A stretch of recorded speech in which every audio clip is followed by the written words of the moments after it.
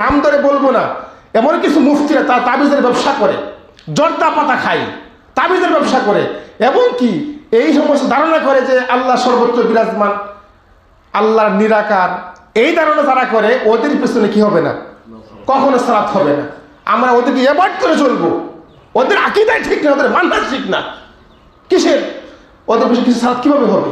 সম্ভব না এটা। সম্মানিত সুধীবৃন্দু, মানহাজের গুরুত্ব অনেক বেশি। দেখেন সহিহুল বুখারী 2682 নম্বর হাদিস, রাসূল সাল্লাল্লাহু আলাইহি ওয়াসাল্লাম বলেছেন, খায়রুন নাসি কারনিন সুম্মাল্লাযিনা ইয়ালুনাহুম সুম্মাল্লাযিনা ইয়ালুনাহুম, সর্বোত্তম যুগ হলো আমার যুগ। সুবহানাল্লাহ বলেন। নবী সাল্লাল্লাহু আলাইহি ওয়াসাল্লাম বলেছেন সর্বোত্তম যুগ হলো আমার যুগ, তারপরে সাহাবীদের যুগ, তারপরে কি তাবিদের যুগ। 3 যুগ হলো শ্রেষ্ঠ যুগ, 3 যুগ হলো কি স্বর্ণ যুগ। সুবহানাল্লাহি ওয়া বিহামদি। এই 3 যুগের সৎ বান্দা, নেক বান্দাদেরকে বলা হয় কি সালাফ। সুবহানাল্লাহি বিহামদি। 3 যুগের সৎ বান্দা যারা নেক বান্দা, 3 যুগের ওদিকে আবু জাহেল ছিল না, আবু জাহেল হামার উতবা সাইবা ছিল, কিন্তু ওদেরকে বলা হয় না। 3 যুগের যারা সৎ নেক বান্দা তাদেরকে বলা হয় সালাফ। তাহলে রাসূল সাল্লাল্লাহু আলাইহি ওয়াসাল্লামের যুগ, সাহাবীদের যুগ, তাবিদের যুগ। এবার দেখেন এই সালাফ শব্দটা আমরা কোথায় পাইলাম? সালাফ শব্দটাকে আসলে কোরআনে আছে কিনা, হাদিসে আছে কিনা জানা দরকার আছে না। দেখেন এই হাদিসটি আমরা পাবো সহিহ বুখারী 6286 নম্বর হাদিস। এই হাদিসটির মধ্যে যে হযরত রাসূল সাল্লাল্লাহু আলাইহি ওয়াসাল্লামের কথা, যখন মৃত্যুর কথা শুনলেন ফাতেমা রাদিয়াল্লাহু আনহা, আল্লাহর নবীর মৃত্যুর কথা শুনলেন, ফাতেমা রাদিয়াল্লাহু আনহা ভীষণভাবে কাঁদতে শুরু করলেন, চোখ দিয়ে গড়গড় করে পানি পড়তেছে। তখন আল্লাহ নবী সাল্লাল্লাহু আলাইহি ওয়াসাল্লাম ফাতেমার কানে কানে বললেন, একটা কথা আগে বললেন, প্রথমবারে বললেন অনেক কান্নাকাটি করতেছেন, দ্বিতীয়বার যখন বললেন কানে কানে বললেন, তখন তিনি খুশি হয়ে গেলেন। কি বললেন কানে কানে? ফাতেমা ফাইন্নাহু নি'মাস সালাফু আনা লাক, ফাতেমা তোমার আগে আমি অগ্রগামী, অগ্রবর্তী। সুবহানাল্লাহ বলেন। মানে সালাম শব্দের অর্থ হলো অগ্রগামী, পূর্বে, আগে, যা গত হয়ে গেছে। তাহলে যখন আল্লাহ নবী সাল্লাল্লাহু আলাইহি ওয়াসাল্লাম কানে কানে ফাতেমার কানে কানে বললেন, ফাতেমা ফাইন্নাহু নি'মাস সালাফু আনা লাক, আমি তোমার আগে অগ্রবর্তী, তোমার আগে অগ্রগামী, অর্থাৎ তোমার আগে আমি পৃথিবী থেকে বিদায় নিয়ে চলে যাব, আর আমার পরে তোমার সিরিয়াল। একটা সংকেত দিলেন, একটা ইঙ্গিত দিলেন। ফাতেমা রাদিয়াল্লাহু আনহা এই কথা শুনে যখন আমার পরে, রাসূলের পরে, আমার আব্বার পরে আমার সিরিয়াল, এটা কতই সৌভাগ্যের বিষয়, এই কথা শুনে খুশি হয়ে গেলেন। এখান থেকে সালাফ শব্দটা ব্যবহার করে সাহাবায়ে কেরাম, তাবিঈন, তাবিঈগণ, মুহাদ্দিসিন, উলামায়ে কেরামগণ, আর সেখান থেকে আমরা হলাম সালাফি। যারা রাসূল সাল্লাল্লাহু আলাইহি ওয়াসাল্লাম, সাহাবী, তাবি 3 যুগের যারা অনুসরণ করে তারা হলো কি সালাফি, তারা হলো সালাফ। রাসূল সাল্লাল্লাহু আলাইহি ওয়াসাল্লাম, সাহাবী, তাবি 3 যুগের লোকদেরকে বলা হয় সালাফ। আর আমরা কি তাদের অনুসরণ করি, তাদেরকে ফলো করি, আমরা কি আমরা সালাফি। সুবহানাল্লাহি বিহামদি। তাহলে ইসলামের মধ্যে সবচেয়ে বেস্ট নাম হলো সালাফি, আহলে হাদিস, আহলুল হাদিস, আসহাবুল হাদিস, আত-তাইফাতুল মানসুরা, আত-তাইফাতুজ জোহরা, ফারকাতুন নাজিয়া। এই শব্দগুলি একটা আর একটার সাথে কোনো পার্থক্য নাই, সবই একই অর্থ। তাহলে কেউ যদি আমাকে বলে সালাফি, তাহলে রাগ করতে পারবেন? আমি সালাফি। কেউ যদি বলে আহলুল হাদিস, রাগ করতে পারবেন? বলতে পারি। এই সবচেয়ে সুন্দর, সবচেয়ে বেস্ট নাম হলো সালাফি, আহলে হাদিস, আহলুল হাদিস, আসহাবুল হাদিস, আত-তাইফাতুল মানসুরা, আত-তাইফাতুজ জোহরা, ফারকাতুন নাজিয়া। একটার সাথে কোনো পার্থক্য নাই, সবই একই অর্থ। সুবহানাল্লাহি বিহামদি। কত গুরুত্বপূর্ণ। না জেনে না বুঝে কত লোক যে আহলে হাদিসের গালি দেয়, এরা লামাযহাবী, সৌদির রিয়াল খায়, এরা ইহুদির দালাল, এরা ফিতনাবাজ, এরা আহলে খবিস। নাউজুবিল্লাহ বলেন। বাংলার জমিনে যদি কোনো খাঁটি লোক থাকে, তাওহীদ প্রিয় লোক থাকে, সেটা হলো আহলে হাদিস। সুবহানাল্লাহ বলেন। সম্মানিত সুধীবৃন্দ, আহলে হাদিস কাকে বলে? আহলে হাদিসদের ব্যাপারে কত বড় বড় আলেমগণ, মুহাদ্দিসিনে কেরামগণ কত বড় কথা বলেছেন, অনেক বড় কথা বলেছেন। এই জন্য মনে রাখবেন, মরার আগে খাঁটি সালাফি হতে হবে। পৃথিবীর সকল মুসলমান কি খাঁটি আহলে হাদিস হতে, আহলে হাদিস হওয়া ছাড়া কোনো উপায় নাই, কোনো বিকল্প নাই। মনে রাখবেন, কোরআনে কোথাও কথা পাবেন না মাগরিব 3 রাকাত আছে, কোরআনে কোথাও কথা নাই এশার সালাত 4 রাকাত, কোরআনে কোথাও কথা নেই ফজরের সালাত 2 রাকাত, কোরআনে কোথাও কথা পাবেন না 5টা উট হলে একটা উটের বাচ্চা যাকাত দেওয়া লাগবে, আছে এই কোরআনে? কোরআনে কোথাও কথা পাবেন না 7.5 স্বর্ণ 12.5 রূপ হলে 70 2.5 টাকা যাকাত দেওয়া লাগবে, কিন্তু কোরআনে কোথাও নাই। কোথায় পাইছি আমরা? কোথায় পাইছি?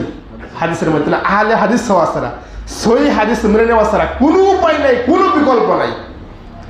মনে রাখবেন সহিহ আহলে হাদিসের ব্যাপারে কত বড় মন্তব্য, কত বড় বড় মুর্শিদগণ কত বড় কথা বলেছেন। দেখেন সহিহ তিরমিজির 2192 নম্বর হাদিস আর সহিহ তিরমিজি 2229 নম্বর হাদিস। ইমাম বুখারী রাহিমাহুল্লাহ উস্তাদ আলী ইবনুল মাদানী রাহিমাহুল্লাহকে জিজ্ঞেস করা হয়েছিল, ইমাম বুখারীর উস্তাদ আলী ইবনুল মাদানী রাহিমাহুল্লাহকে জিজ্ঞেস করা হয়েছিল ফিরকাতুন নাজিয়া, এই পৃথিবীতে মুক্তিপ্রাপ্ত দল কারা? দেখেন ইমাম বুখারীর উস্তাদ, আল্লাহু আকবার, কত বড় আলেম ছিলেন ইমাম বুখারী রাহিমাহুল্লাহ উস্তাদ। তিনি বলছেন আমার জানা মতে ফিরকাতুন নাজিয়া মাহিয়া, এই পৃথিবীর মধ্যে মুক্তিপ্রাপ্ত দল হলো আহলুল হাদিস। সুবহানাল্লাহ বলেন। দেখছেন চারটিখানি ব্যাপারে, চারটিখানি কথা। ইমাম বুখারী কত বড় ইমাম ছিলেন, তিনি তার উস্তাদ ইমাম বুখারী রাহিমাহুল্লাহ উস্তাদ, তিনি বলছেন যে আমার জানা মতে এই পৃথিবীতে ফিরকাতুন নাজিয়া মাহি একমাত্র মুক্তিপ্রাপ্ত নাজাতপ্রাপ্ত দল হলো আহলুল হাদিস। সুবহানাল্লাহি ওয়া বিহামদিহি। এরপর ইমাম শাফিঈ রাহিমাহুল্লাহ বলেন কিতাবুল উমের গ্রন্থের 3 নম্বর পৃষ্ঠায় ইযা রাআইতু রাজুলাম মিন আহলিল হাদিস ফাকান্নামা রাআইতু নবী সাল্লাল্লাহু হাইয়া, যখন আমি কোনো আহলে হাদিস ভাইকে দেখি তখন আমার মনে হয় আমি স্বয়ং আল্লাহর নবীকে জীবিত অবস্থায় দেখলাম। সুবহানাল্লাহি বিহামদিহি। ইমাম শাফিঈ রাহিমাহুল্লাহ এই কথাটা বলছেন কিতাবুল উমের গ্রন্থের 3 নম্বর পৃষ্ঠায় কথাটা বলা আছে। কত গুরুত্বপূর্ণ কথা। একজন আহলে হাদিস ভাইকে দেখলে তিনি বলতেছেন যে আমি মনে হয় স্বয়ং আল্লাহ নবীকে জীবিত অবস্থায় দেখলাম। সুবহানাল্লাহি বিহামদিহি। অনেক গুরুত্বপূর্ণ কথা, অনেক বড় কথা। সম্মানিত সুধী বন্ধু, দেখেন ইমাম আবু দাউদ রাহিমাহুল্লাহ বলেন যদি এই পৃথিবীর মধ্যে আহলে হাদিস না থাকতো তাহলে ইসলাম ধর্ম পৃথিবীতে মিটে যেত, ইসলাম ধর্ম থাকতো না। সুবহানাল্লাহি বিহামদিহি। কত গুরুত্বপূর্ণ কথা। দেখেন হানাফি মাযহাবের বড় বড় কিতাব থেকে প্রমাণ হয়েছে আহলে হাদিসের ব্যাপারে কত মন্তব্য। ইমাম আশরাফ থানভী রাহিমাহুল্লাহ বিশাল বড় হানাফি মাযহাবের বড় একজন আলেম, অনেক বড় গবেষক, অনেক বড় লেখক। আশরাফ থানভী রাহিমাহুল্লাহ তার ইমদাদুল মুফতি 1 নম্বর খণ্ডের 3 নম্বর পৃষ্ঠায় এই কথাটা বলছেন যে এই পৃথিবীর মধ্যে হকের উপর প্রতিষ্ঠিত একটা দল আছে, এই পৃথিবীর মধ্যে হকের উপর প্রতিষ্ঠিত একটা দল, সেই দলটা হলো আহলে হাদিস বা সালাফি। তোমরা তাদের পেছনে ইক্তেদা করো। সুবহানাল্লাহি বিহামদিহি। দেখছেন কত গুরুত্বপূর্ণ কথা আহলে হাদিসের ব্যাপারে বলছেন। তারপরে মুক্তাসুল কুদুরি, হানাফি মাযহাবের একজন বড় কিতাব মুক্তাসুল কুদুরি। এই কিতাবের মধ্যে বলা আছে যে এই পৃথিবীর মধ্যে 4 মাযহাবের পরে একটা মাযহাব আছে, 4 মাযহাবের পরে একটা মাযহাব আছে, সেই মাযহাবের নাম হলো আহলে হাদিস বা সালাফি। সুবহানাল্লাহ বলেন। দেখছেন তাহলে 4 মাযহাব তো মাযহাব তো আমরা মানি না, কিন্তু 4 মাযহাবের পরেও তিনি বলছেন মুক্তাসুল কুদুরি কিতাবের মধ্যে আছে যে 4 মাযহাবের পরেও একটা মাযহাব আছে, এই মাযহাবের নাম সালাফি বা আহলে হাদিস। আব্দুল্লাহ ইবনুল মুবারক কিতাবুজ যুহুর গ্রন্থের 3 নম্বর পৃষ্ঠায় এই কথাটা বলছেন যে এই পৃথিবীর মধ্যে হকের উপর প্রতিষ্ঠিত একটা দল, সেই দলটা হলো আহলে হাদিস বা সালাফি। আহলে হাদিস আর সালাফিরা লা ইয়ারিফুনা ইল্লাল হাদিস, হাদিস এবং কোরআন ছাড়া কোনো কিছু বুঝে না। সুবহানাল্লাহি বিহামদিহি। দেখছেন কত গুরুত্বপূর্ণ কথা। আসলে আহলে হাদিসরা সালাফিরা আহলে হাদিস এবং কোরআন ছাড়া কোনো কিছু বুঝে না, কোনো কিসসা কাহিনী সাপোর্ট করে না, কিসসা কাহিনী বলে না, শুধুমাত্র কেবলমাত্র সহিহ হাদিস এবং কোরআন থেকে তারা আলোচনা করে। সুতরাং অত্যন্ত দামি, অত্যন্ত গুরুত্বপূর্ণ কথা বলেছেন। আহলে হাদিসদের আলেমদের বুকের পাটা অনেক। আহলে হাদিসদের আলেমদেরকে মানে বাহাস করে পৃথিবী থেকে কি করবে, নিশ্চিহ্ন করবে, কখনো পারবে না। আহলে হাদিসের আলেমরা হাদিসের খেদমত জানে, আহলে হাদিসের আলেমরা কোরআনের খেদমত জানে। দেখেন নাসিরউদ্দিন আলবানী রাহিমাহুল্লাহ অনেক বড় মাপের আলেম আছেন। নাসিরউদ্দিন আলবানী রাহিমাহুল্লাহ তিনি সনদ এবং মতন সহকারে 3 লক্ষ হাদিস মুখস্থ পারতেন। সুবহানাল্লাহি বিহামদিহি। সনদ মতন সহকারে 3 লক্ষ হাদিস মুখস্থ পারতেন। তারপরে দেখেন আব্দুল্লাহ বিন বাস রাহিমাহুল্লাহ, তিনি একজন বড় আলেম, তিনিও কিন্তু 1.5 লক্ষ হাদিস একবার সনদ মতন সহকারে 1.5 লক্ষ হাদিস মুখস্থ পারতেন। হাফেজ জুবাইর আল জাই রাহিমাহুল্লাহ তিনি 3.5 লক্ষ হাদিস মুখস্থ পারতেন। বলতে দেখি আমরা 40 হাদিস মুখস্থ করলে আমরা পেরেশানির মধ্যে পড়ে যাই, মুখস্থ হয় না। 3.5 লক্ষ হাদিস মুখস্থ পারতেন। তারপরে দেখেন ইবনে তাইমিয়া রাহিমাহুল্লাহ, ইবনে তাইমিয়া 7.5 লক্ষ হাদিস মুখস্থ পারতেন। সুবহানাল্লাহ বলেন। 7.5 লক্ষ হাদিস সনদ মতো সহকারে মুখস্থ পারতেন। ইবনুল কাইয়্যিম রাহিমাহুল্লাহ 4 লক্ষ হাদিস মুখস্থ পারতেন। তারপরে ইবনে হাজার আসকারী রাহিমাহুল্লাহ তিনি 3.5 লক্ষ 3 লক্ষ হাদিস মুখস্থ পারতেন সনদ মতো সহকারে। তা আমাদের আলেমরা আসলে হাদিসের খেদমত জানে, কোরআনের খেদমত জানে, অনেক জানতো, অনেক বড় মাপের আলেম ছিলেন তারা। ওদেরকে আমরা ফলো করি ইনশাল্লাহ। ওনাদের কিতাব আমরা এখন দেখি। আল্লাহ আমাদের ওই সমস্ত আলেমদেরকে কবুল করে সকলে বলি আমিন। সুতরাং না জেনে না বুঝে আহলে হাদিস দ্বারা এটা আহলে হাদিসরা এই সেই করে। হ্যাঁ, একটা ছেলে ইংলিশ মিডিয়ামে লেখাপড়া করছে, ইংলিশ নিয়ে, তো পটপট পটপট করে ইংলিশ বলে, তো বাড়িতে আসছে লেখাপড়া করে, তো লেখাপড়া আসলে অসুস্থ হয়ে গেছে, অনেক অসুস্থ। তা মাকে বলছে, মা ওয়াটার ওয়াটার। তা মা তো আর ইংলিশ বুঝে না, ওয়াটার কি, ওয়াটার ওয়াটার ওয়াটার করতে করতে করতে ছেলেটা মারা গেছে। ছেলেটা মারা গেছে। তবে প্রতিবেশী সব মহিলারা আসছে, কীভাবে ছেলেটা মারা গেল, তার মাকে জিজ্ঞেস করল কীভাবে মারা গেল। তখন মা বলতেছে ওয়াটার অর্ডার করতে করতে করতে মারা গেছে। তখন মহিলারা বলতেছে, আহারি ওয়াটার বুঝলেন, ওয়াটার মানে পানি অনেক। তখন মা খুব আক্ষেপ লাগলো যে আহারি ছেলেটা ওয়াটার অর্ডার করতে মারা গেল, পানি আমার হাতের কাছেই ছিল, কিন্তু আমি ওয়াটার ইংলিশ বুঝি না, পানি দিতে পারলাম না। মা যেরকম ইংলিশ বোঝে না ওয়াটার অর্থ কি, আমাদের সমাজে কিছু লোক আছে আহলে হাদিস এরা বুঝে না আহলে হাদিস কি, যে আহলে হাদিস সম্পর্কে জানতো, আহলে হাদিস সম্পর্কে বুঝতো, তাহলে কখনো আহলে হাদিসদের গালি দিত না, আহলে হাদিস সম্পর্কে তাদের খারাপ মাঝে মধ্যে কখনো করতে পারতো না। এই জন্যই আহলে হাদিস কি, তারা কি চায়, তারা কি সরকার গঠন করতে চায়? আহলে হাদিসের উদ্দেশ্যটা কি? এই বাংলার জমিনে আহলে হাদিসের একমাত্র শুধুমাত্র উদ্দেশ্য তাওহীদ প্রতিষ্ঠা করা, কি ঠিক কিনা? তাওহীদ প্রতিষ্ঠা করার উদ্দেশ্য। এখানে সরকার গদি দখল করবে, সিট দখল করবো, আসন দখল করবে, এর কোনো উদ্দেশ্য না। বাংলার জমিনে তাওহীদবাদী একমাত্র দল হলো আহলে হাদিসরা। আহলে হাদিসরা চাই কবর পূজা, মাজার পূজার বিরুদ্ধে সবসময় কথা বলে। আমি গর্ব করি এজন্যই যে আল্লাহ আমাদেরকে সালাফ হিসাবে কবুল করেছেন, সকলে বলি আমিন। সালাফ হিসাবে কবুল করেছেন, সালাফের ঘরে জন্মগ্রহণ করার তৌফিক দান করেছেন। বাংলাদেশের 4 কোটির মতো, প্রায় 4 কোটির মতো আহলে হাদিস আছে। আহলে হাদিসের কোনো এরিয়া, কোনো জায়গায় কবর পূজা, মাজার পূজা আছে দেখছেন? কোথাও পাবেন না। আমাদের এরিয়া যাবেন, আমাদের এরিয়া আহলে হাদিসের এরিয়া ছাড়াইয়া দেখবেন 4টা 5টা আমাদের চতুর্পাশ দিয়া মাজার আছে, পুরুষ মোবারক হচ্ছে। কিন্তু আলহামদুলিল্লাহ আমরা এমন জায়গায় বাস করি, এমন মাতৃভূমি, এমন জায়গায়, এমন এলাকায় আমরা আছি যেখানে আমাদের সহিহ আকীদার এরিয়ায়, সহিহ আকীদার এলাকায় কোনো কবর পূজা, মাজার পূজা হয় না। আলহামদুলিল্লাহ, আল্লাহ কবুল করছে আমাদেরকে। সুতরাং একজন খাঁটি আহলে হাদিস কখনো মাজার পূজা, কবর পূজার সাথে অন্তর্ভুক্ত থাকতে পারে। আল্লাহ আমাদেরকে কবুল করছে, আল্লাহ আমাদেরকে সকলে বলি আমিন। আমরা খাঁটি হিসাবে আমরা আল্লাহ কবুল করছে। সম্মানিত সুধীবৃন্দ, আমি যে কথা বলছিলাম, আমার বিষয় ছিল আকীদা এবং মানহাজ। আকীদা মানহাজের গুরুত্ব এত বেশি কেন? কেন গুরুত্ব এত বেশি? কারো যদি আমলে কমতি থাকে, কারো যদি আমলে ঘাটতি থাকে, তার যদি আকীদা ঠিক থাকে, তার যদি তাওহীদ ঠিক থাকে, তার মানহাজ ঠিক থাকে, তাহলে সে আকীদা মানহাজের বরকতে লোকটা জান্নাতে যাবে। সুবহানাল্লাহ। সে যদি আকীদা ঠিক থাকে, তার মানহাজ ঠিক থাকে, তার তাওহীদ ঠিক থাকে, সে যদি সিরাতে মুস্তাকিমের সদস্য হয়ে যায়, তাহলে সে 100% লোকটা জান্নাতে যাবে। এই জন্যই ফজিলতের আলোচনা করাচ্ছি, ফজিলতের বয়ান করাচ্ছি, আকীদা, মানহাজ, তাওহীদ সংক্রান্ত আলোচনা সবচেয়ে বেশি জরুরি, সবচেয়ে বেশি প্রয়োজন। কেননা দেখেন, অনেক সাহাবা কেরাম জান্নাতে যাবে, অনেক সাহাবা কেরাম বেহেশতে যাবে, কিন্তু তাদের জীবনে একটা সেজদাও নাই। কিভাবে যাবে? কোনো আমলই নাই, কোনো আমল নাই, একটা সেজদাও নাই, কিভাবে তারা জান্নাতে যাবে? তাদের আকীদা, তাদের মানহাজ, তাদের তাওহীদ ঠিক আছে। এই জন্য আকীদা, মানহাজ, তাওহীদের বরকতে তারা জান্নাতে যেতে পারবে। যেমন দেখেন, সহিহ তিরমিজি 2য় খণ্ডের 92 নম্বর পৃষ্ঠা একটা হাদিস এসেছে। এই হাদিসের মধ্যে বলা আছে যে আকাশ এবং জমির প্রতি গুনাহ নিয়ে মানুষ কিয়ামতের দিন হাজির হবে। আকাশ এবং জমির প্রতি গুনাহ নিয়ে কিয়ামতের মাঠে হাজির হবে, কিন্তু বান্দার জীবনে বিন্দুমাত্র শিরিক গুনাহ নেই। শিরিক গুনাহ, বিন্দুমাত্র শিরিক গুনাহ নেই। আল্লাহ রাব্বুল আমিন এমন ব্যক্তিকে আল্লাহর কাছে টেনে নেবেন, একবার কাছে টেনে নেবেন, আর আল্লাহর চাদরের নিচে তাকে স্থান দিবেন। সুবহানাল্লাহি ওয়া বিহামদিহি। শিরিক গুনাহ নাই, অনেক গুনাহ আছে জীবনে, শিরিক গুনাহ নাই। আল্লাহ এমন ব্যক্তিকে আল্লাহর কাছে টেনে নেবেন, আল্লাহর চাদরের নিচে তাকে স্থান দিবেন, বলবেন, বান্দা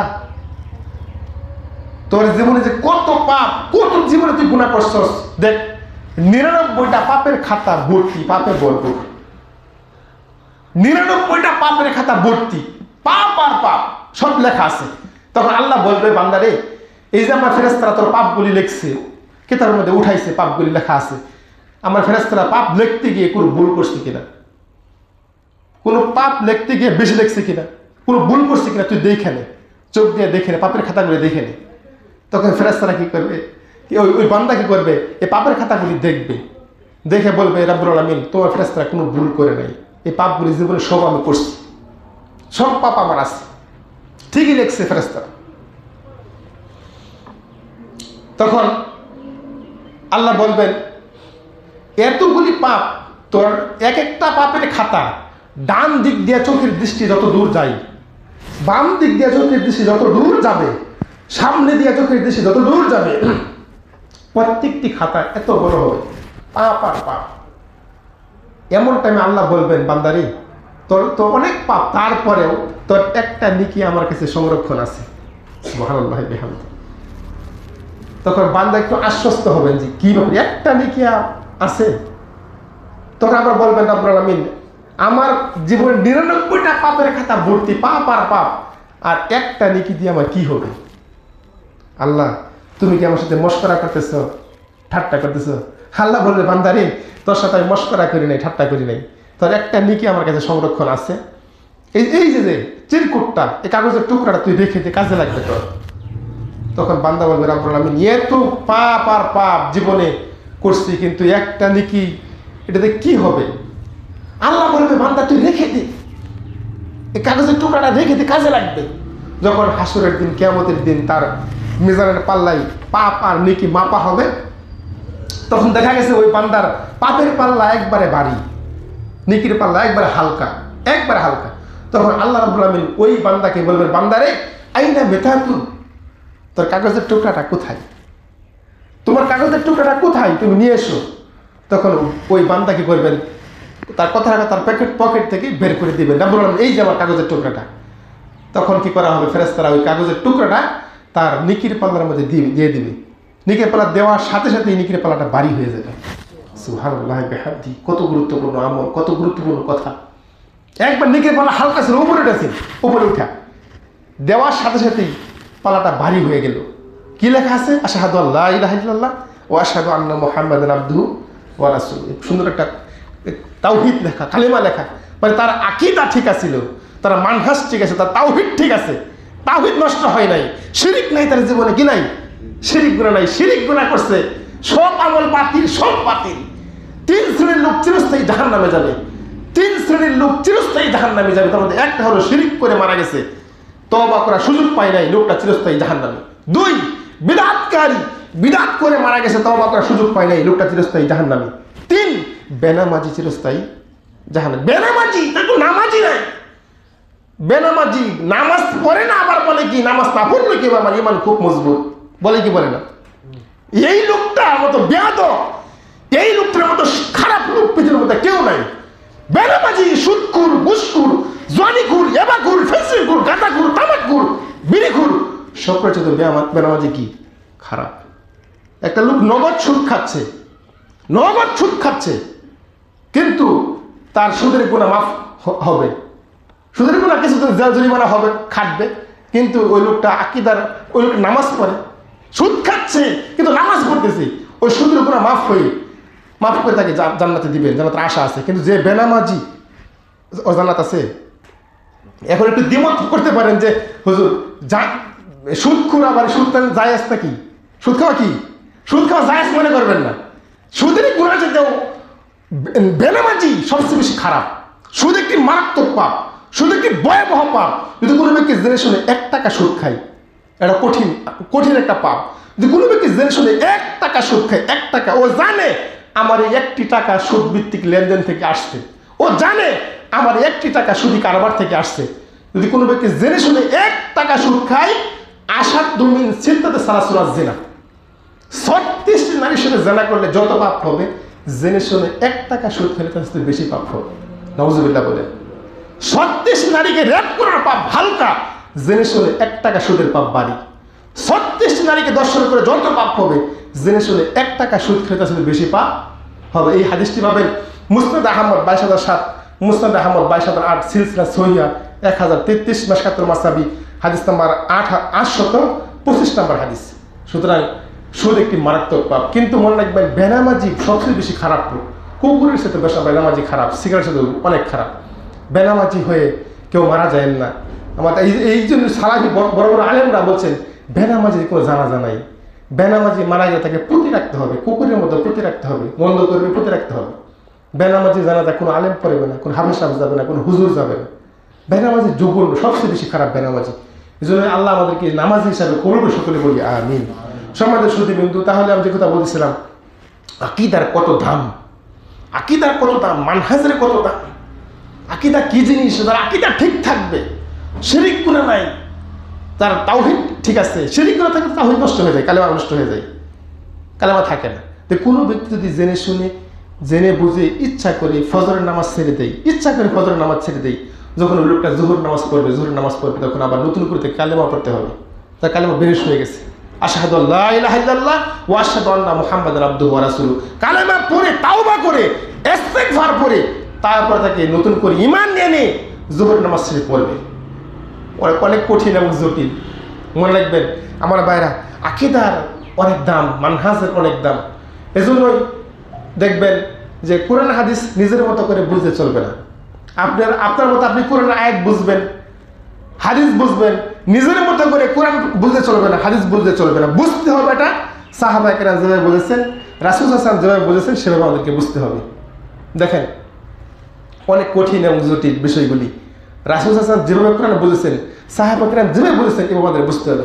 কুরআনুল কারীমের 102 নম্বর সূরা বাকারা 137 নম্বর আয়াত, ফাইন আমানু বিমিসলি মা আমানতুম বিহ, আল্লাহ বলতেছেন হে নবী, তারা যদি ঈমান আনে তোমাদের মতো, ফাইন আমানু বিমিসলি মা আমানতুম বিহ, তারা যদি ঈমান আনে তোমাদের মতো, রাসূল সাল্লাল্লাহু আলাইহি ওয়াসাল্লাম, সাহাবী, তাবী, হে নবী ওই লোকগুলো যদি ঈমান আনে তোমাদের মতো, ফাকাদিহিতা দাও, তাহলে তারা 100% হেদায়েত পাবে। সুবহানাল্লাহি ওয়া বিহামদিহি।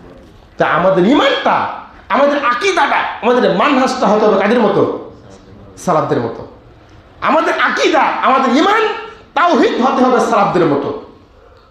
এখন যদি ফাইন তাওয়াল্লাউ, যদি তারা মুখ ফিরিয়ে নেয়, যদি তারা এই শর্ত প্রত্যাখ্যান করে, তাহলে আল্লাহ রাব্বুল আলামিন বলেন ফাইন্নামা হুম ফি শিকাক, তাহলে তারা পথভ্রষ্ট রয়ে গেল, তাহলে তারা গুমরাহের মধ্যে রয়ে গেল। সুতরাং ঈমান হতে হবে, আকীদা হতে হবে সাহাবাদের মতো, তাবিঈদের মতো, রাসূল সাল্লাল্লাহু আলাইহি ওয়াসাল্লামের মতো। যদি আমাদের আকীদা, তাওহীদ, মানহাজ হয় সাহাবাদের মতো, তাবিঈদের মতো, তাহলে কিন্তু আমরা 100% কি হেদায়েত আসবে, হেদায়েত পাবো ইনশাআল্লাহ, আশা করা যায়। সুতরাং আমাদের কি করতে হবে? আকীদা ঠিক রাখতে হবে, মানহাজ ঠিক রাখতে হবে, তাওহীদ ঠিক রাখতে হবে। আকীদা, মানহাজ, তাওহীদের অনেক অনেক গুণ, অনেক দামি জিনিস। আকীদা কিভাবে ঠিক থাকবে? এখন স্বার্থের জন্য আমরা কত কিছু করতেছি, যে আকীদা বলতে কোনো কিছু নেই। কিসের আমার আকীদা? আকীদা শব্দটা কুরআনেও নেই, হাদিসেও নেই। নাউজুবিল্লাহ বলেন। আকীদাই তো সর্বপ্রথম আকীদার গুরুত্ব বেশি। আপনি কিসের দাওয়াত দিবেন? আগে দাওয়াতের সবচেয়ে মূল পয়েন্ট হলো আকীদা। রাসূল সাল্লাল্লাহু আলাইহি ওয়াসাল্লাম যখন আল্লাহ নবীকে যখন পাঠাইলেন দাওয়াতের কাজের জন্য, তখন কি বলছে? নামাজের দাওয়াত দিছে আগে, নামাজের দাওয়াত দিছে? কোন নবী রাসূল নাই নামাজের দাওয়াত আগে দেয় নাই। প্রসেস হলো, নিয়ম হলো আকীদার দাওয়াত, তাওহীদের দাওয়াত। এই জন্য আমি বলি শ্রেষ্ঠ ইবাদত হলো কি? দাওয়াত। শ্রেষ্ঠ ইবাদত আকীদা, শ্রেষ্ঠ ইবাদত হলো তাওহীদ। তাওহীদের দাওয়াত আগে দিতে হবে। প্রথমে একজন অমুসলিমের কাছে বলবেন নামাজ পড়ো, আগে বলতে হবে কি? তাওহীদের কথা। আল্লাহ রাব্বুল আলামিন কুরআনুল কারীমের 110 নম্বর আয়াত, সূরা নাম্বার হলো সূরা আল ইমরান 110 নম্বর আয়াত, কুনতুম খায়রা উম্মাতিন উখরিজাত লিন-নাস তা'মুরুনা বিল মারুফ ওয়া তানহাউনা আনিল মুনকার। তোমরা শ্রেষ্ঠ জাতি, আল্লাহ বলে তোমরা শ্রেষ্ঠ জাতি, তোমাদেরকে বের করা হয়েছে, তোমাদেরকে উত্থান গঠন করা হয়েছে। তোমরা কি করবে? ইয়া'মুরুনা বিল মারুফ, সৎ কাজের আদেশ দিবে, ওয়া তানহাউনা আনিল মুনকার, খারাপ কাজ থেকে নিষেধ করবে।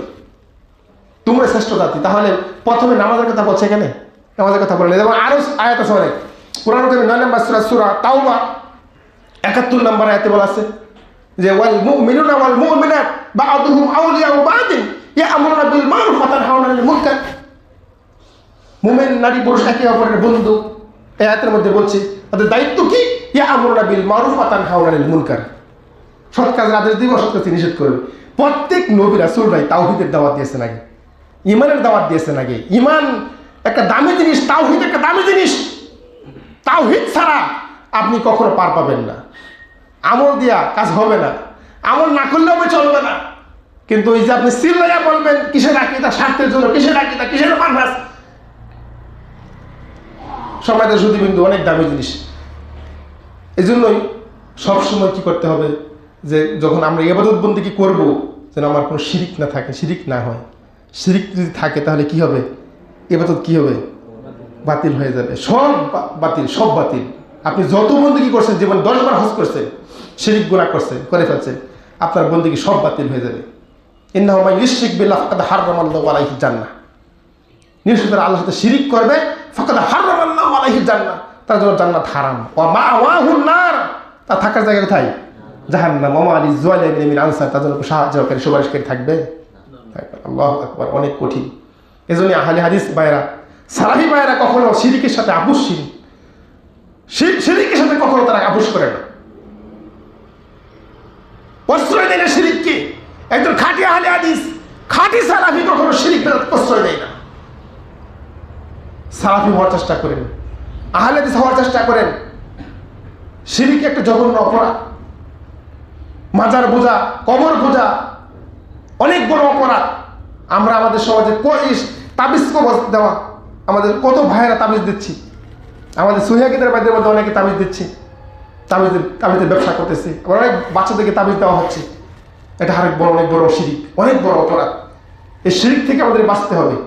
শিরিক থেকে যদি আমরা বাঁচতে পারি, ভয়াবহ গুনাহ, সবচেয়ে বড় গুনাহ শিরিক, আকবার মানে বড়, সবচেয়ে বড় গুনাহ শিরিক। এই শিরিক থেকে আমাদের বাঁচতে হবে।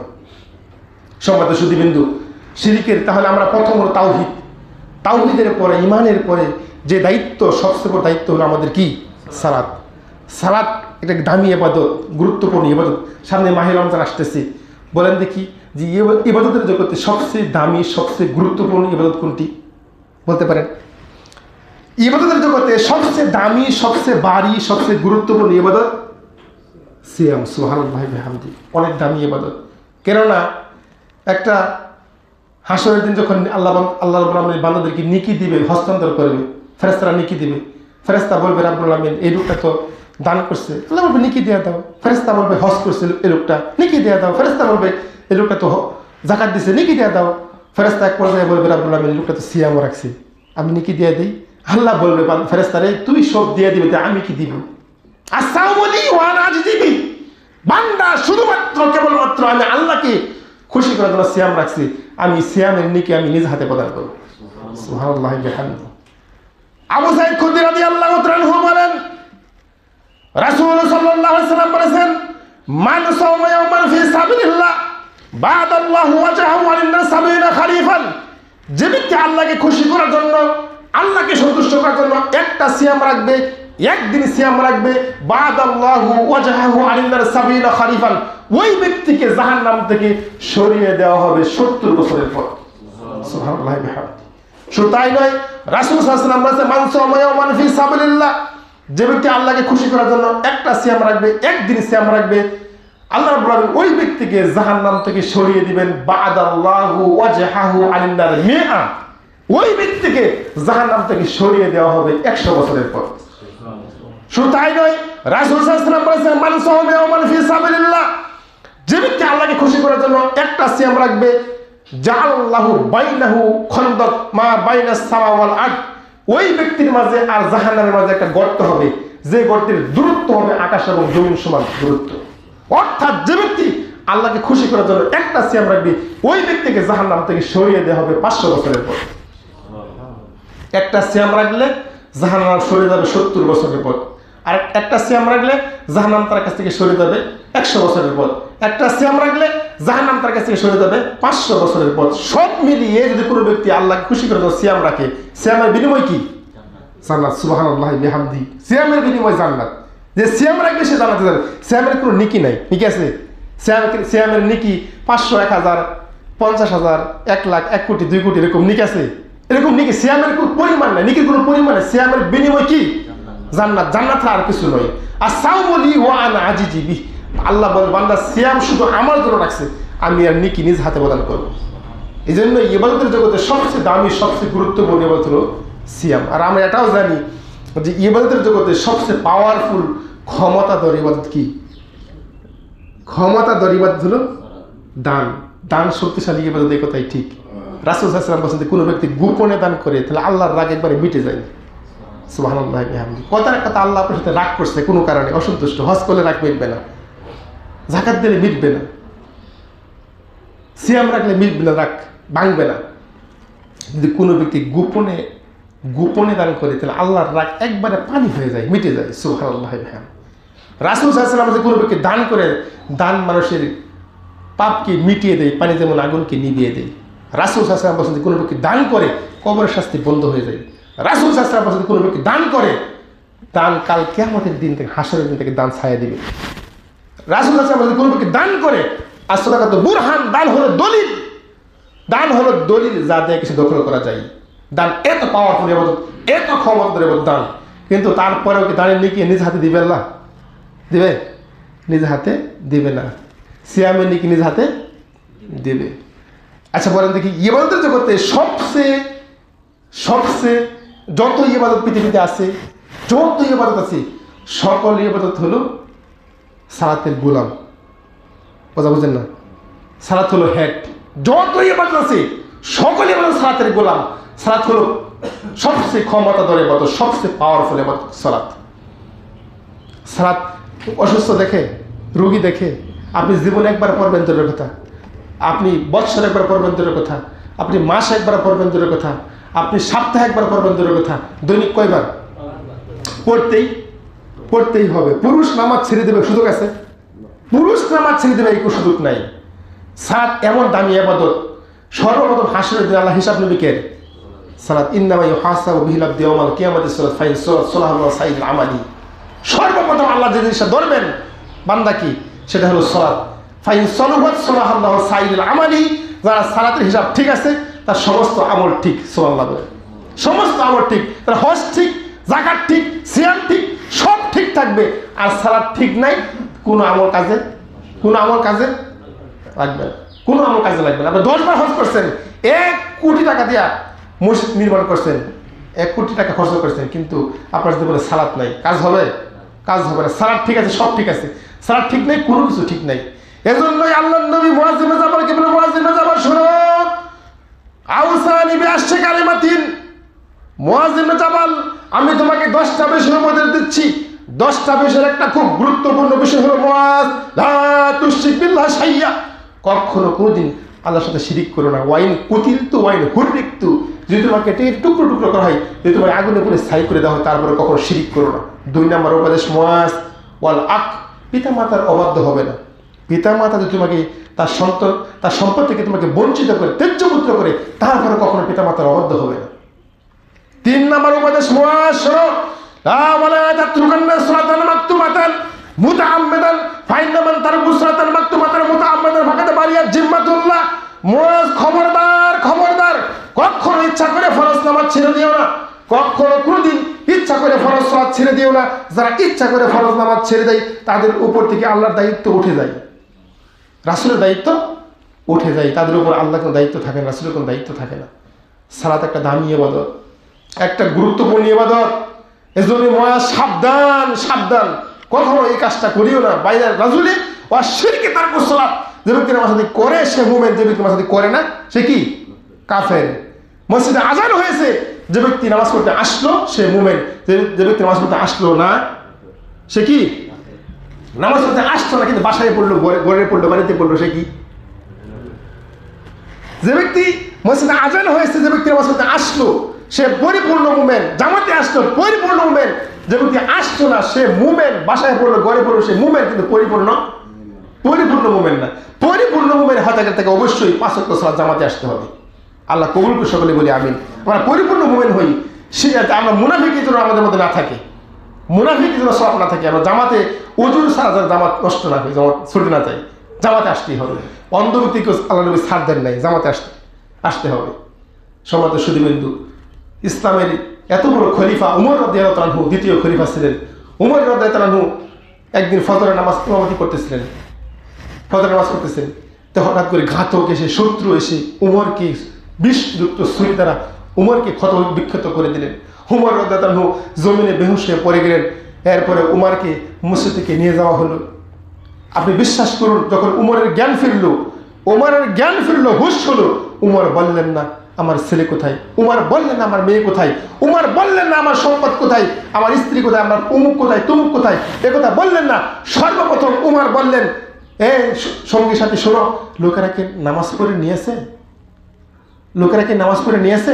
উমর বলেন, আমার স্মরণ আছে, এই জিনিসটা খেয়াল আছে যে আমি যখন ফজরের নামাজ ইমামতি করতেছিলাম, মাত্র আমি 1 রাকাত পড়তে পারেছি। কয় রাকাত?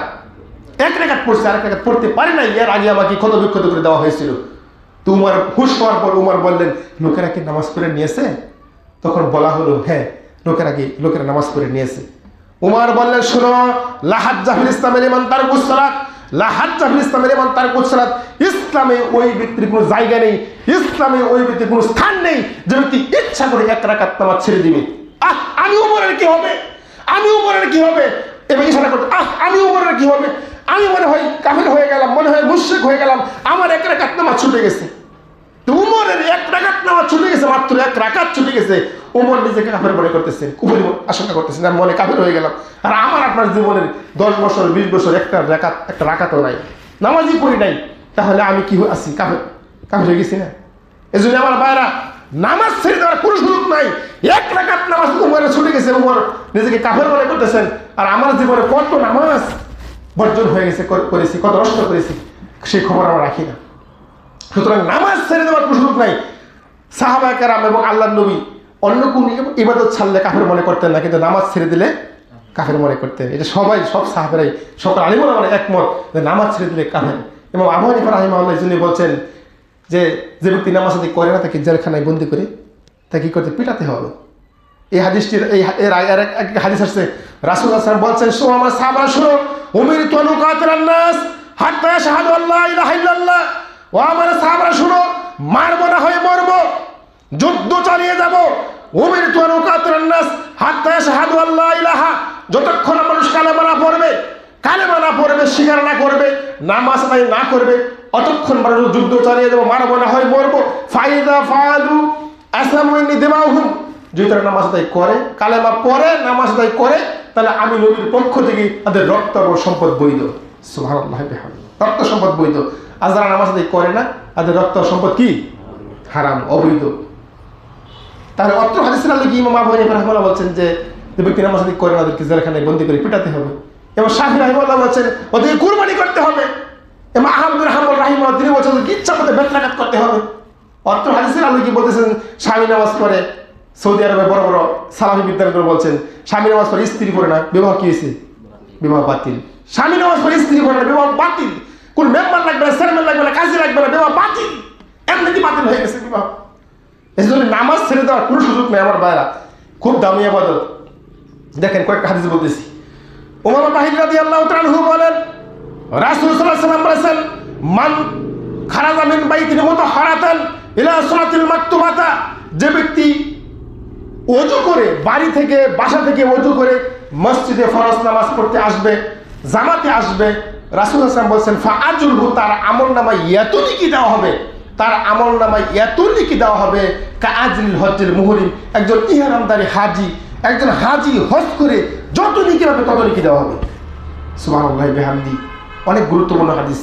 একজন হাজী হজ করে যত নেকি পাবে, যে আপনি বাসা থেকে, ঘর থেকে ওযু করে বেরিয়ে মসজিদে নামাজে আসেন, তাহলে আপনার আমলনামায় তত নেকি দেওয়া হবে। সুবহানাল্লাহি বিহামদি। ওযু করে 2 রাকাত নামাজ পড়লে জান্নাত পাওয়া যায়। এই আমলটা করার চেষ্টা করবেন। ওযু করে 2 রাকাত নামাজ পড়লে জান্নাত পাওয়া যায়। আর উসমান রাদিয়াল্লাহু তাআলা আনহু বলেন, রাসূল সাল্লাল্লাহু আলাইহি ওয়াসাল্লাম বলেছেন, মান তাওয়াজ্জা বিউযু হাজা, যে ব্যক্তি সুন্দর করে ওযু করবে, যে ব্যক্তি আমি নবীর ওযুর নাই ওযু করবে, ফাহসান ওযুয়া, সুন্দর করে ওযু করবে, ওযু করার পর সল্লু রাকাতাইনি, 2 রাকাত সালাত আদায় করবে। কিন্তু শর্ত হলো ওয়ালাম ইউহাদ্দিসু ফিহিমা, ওযু এবং নামাজের মাঝখানে কোনো প্রকার দুনিয়াবি কথা বলা যাবে। আমরা ওযু করতে বসে কথা বলি না, ওযু এবং নামাজের মাঝখানে কোনো প্রকার দুনিয়াবি কথা বলা যাবে না। কেউ যদি এই আমলটা ঠিক মতো করতে পারে, রাসূল সাল্লাল্লাহু আলাইহি ওয়াসাল্লাম বলছেন, গুফিরাল্লাহু মা তাকাদ্দাম মিন যানবি, তার পূর্বের জীবনের যত গুনাহ সবগুলো মাফ করে দেওয়া হবে, সবগুলো মাফ হয়ে যাবে। তাহলে ওযু করে 2 রাকাত নামাজ পড়ে জান্নাত পাওয়া যায়। ওযু করে 2 রাকাত নামাজ পড়ে জান্নাত। এই আমলটা আল্লাহর নবীর সাহাবী বেলাল রাদিয়াল্লাহু তাআলা করতেন। আল্লাহর নবী বলছে, বেলাল, কি এমন আমল করো বেলাল, যতবার আমি জান্নাতের মধ্যে প্রবেশ করছি যাইয়া দেখি বেলাল তুমি আমার আগে আগে খরম পা দিয়া, জুতা পা দিয়া হাঁটাহাঁটি করো, কি এমন আমল করো বলো দেখি বেলাল। বেলাল বলেন, ইয়া রাসূলুল্লাহ, তেমন বড় কোনো আমল করি না, তবে একটা আমল আমি নিয়মিত করি, সেটা হলো যখনই আমি ওযু করি তখনই 2 রাকাত পড়ি। সুবহানাল্লাহি বিহামদি। যখনই আমি ওযু করে মসজিদে ঢুকি তখনই 2 রাকাত নামাজ পড়ি। 2 রাকাত পড়ার কারণে বেলাল ওযু করে 2 রাকাত পড়ে, মসজিদে ঢুকে 2 রাকাত পড়ে, তারপরে বসে। এই আমলটা করার কারণে বেলাল জান্নাতের মধ্যে আল্লাহ নবীর আগে আগে জুতা পা দিয়ে হাঁটাহাঁটি করে। সুবহানাল্লাহি বিহামদি। অনেক দামি ইবাদত হলো, দেখেন অনেক দামি ইবাদত। এই জন্য ওযু করে 2 রাকাত নামাজ জান্নাত পাওয়া যায়। আমি বিশ্বাসই করি না, ফরজ না, নফল নামাজ, তাহিয়াতুল ওযু বলেন, দুখুলুল মসজিদ বলেন, ওযু করে 2 রাকাত পড়ে জান্নাত পাওয়া যায়। অনেক দামি ইবাদত। দেখেন শেষ করতেছি। আন সাদ ইবনে আবু ওয়াক্কাস রাদিয়াল্লাহু তাআলা আনহু বলেন, সাদ ইবনে আবু ওয়াক্কাস রাদিয়াল্লাহু তাআলা আনহু বলেন, কালা কুন্না ইনদা রাসূল সাল্লাল্লাহু আলাইহি ওয়াসাল্লাম, আমরা কয়েকজন সাহাবী আল্লাহর নবীর সাথে বসা ছিলাম। এমন সময় আল্লাহর নবী বলেন, ও আমার সাহাবা শুনো, আয়া আজিজু আইয়াকসিবা কুল্লা ইয়াউমিন আলফ হাসানাতিন, তোমাদের মধ্যে এমন কোনো ব্যক্তি আছে কি?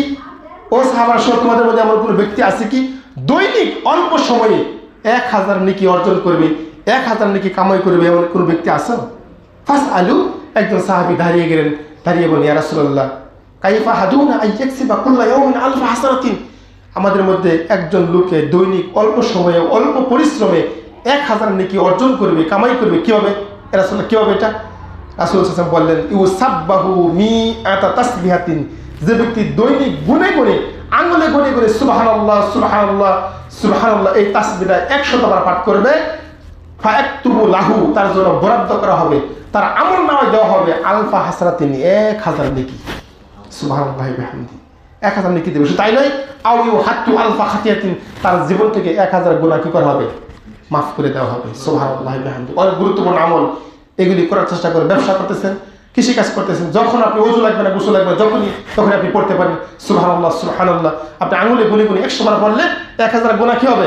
মাফ হবে, এবং 1000 নেকি কি আমলনামায় দেওয়া হবে। সুবহানাল্লাহি বিহামদি। এই আমলগুলি করার চেষ্টা করবেন। সমাজের সুধীবিন্দু, আরেকটা হাদিস বলতেছি। আন রবিয়া ইবনে কাব রাদিয়াল্লাহু তাআলা আনহু বলেন, রাসূল সাল্লাল্লাহু আলাইহি ওয়াসাল্লাম, রবিয়া ইবনে কাব বলেন, আমি একদিন আল্লাহর নবীর সাথে একই ঘরের মধ্যে একই বিছানায় রাত্রি যাপন করতেছিলাম। হঠাৎ করে গভীর রাতে আল্লাহর নবীর ঘুম ভেঙে গেলেন। ঘুম ভেঙে যাওয়ার পর আমি আল্লাহর নবীকে ওযুর পানি সংগ্রহ করে দিলাম, ওযুর পানির ব্যবস্থা করে দিলাম। তা আল্লাহর নবী গভীর রাতে ওযুর পানি পেয়ে খুব খুশি হয়ে গেলেন। খুশি হওয়ার পরে আল্লাহর নবী বললেন, রবিয়া ইবনে কাব সাহাবী, সাআল্লি, তুমি আমার নিকট কিছু চাও, আমি তোমাকে দিব।